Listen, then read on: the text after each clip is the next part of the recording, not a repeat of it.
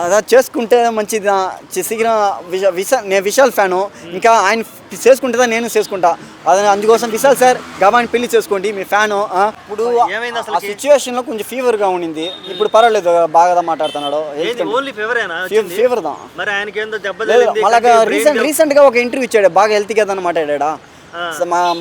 మదగద రాజా రీసెంట్గా ఒక movie hit అయింది, సక్సెస్ మీట్కి వచ్చాడు, బాగా మాట్లాడాడు, పర్ఫెక్ట్ కంబ్యాక్ ఇచ్చేసాడు.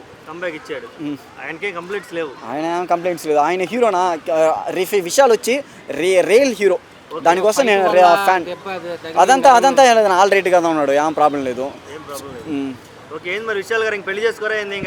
అలా చేసుకుంటే మంచిది.